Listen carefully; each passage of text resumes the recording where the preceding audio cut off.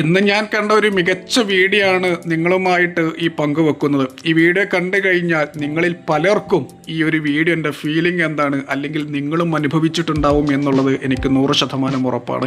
നമ്മുടെ മുത്ത് മാണിക്കല്ലേ ഇങ്ങനെ കാത്തിരിക്കുകയാണ് കേട്ടോ. എനിക്ക് സോഷ്യൽ മീഡിയയിൽ നിന്ന് മനസ്സിലാക്കാൻ സാധിച്ചത് ആ ഒരു കുട്ടി കാത്തിരിക്കണൊക്കെ അതിൻ്റെ ഉപ്പാപ്പാനെയാണ് എന്നുള്ളതാണ്, അതായത് ഗ്രാൻഡ് ഫാദർ.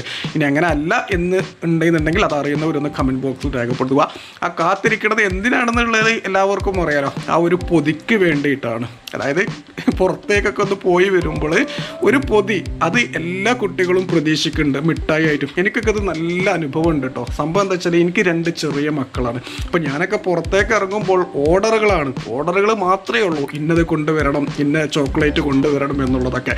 അതാണ് ഞാൻ പറഞ്ഞത്, ഇത് നിങ്ങളിൽ പല ആളുകൾക്കും ഈ ഒരു ഫീലിംഗ് കിട്ടിയിട്ടുണ്ടാവും, അല്ലെങ്കിൽ നിങ്ങളൊക്കെ ഇപ്പോഴും ഇത് അനുഭവിക്കുന്നുണ്ടാവും. ഈ ഒരു ഫീലിംഗ് നിങ്ങളും അനുഭവിച്ചിട്ടുണ്ട് എന്നുണ്ടെങ്കിൽ കമൻറ്റ് ബോക്സിൽ അതൊന്ന് രേഖപ്പെടുത്തുക. പടച്ച തമ്പുരാൻ ഈ ഒരു കുടുംബത്തിന് സർവ്വ ഐശ്വര്യങ്ങളും നൽകട്ടെ എന്നുള്ളത് പ്രാർത്ഥിക്കുന്നു.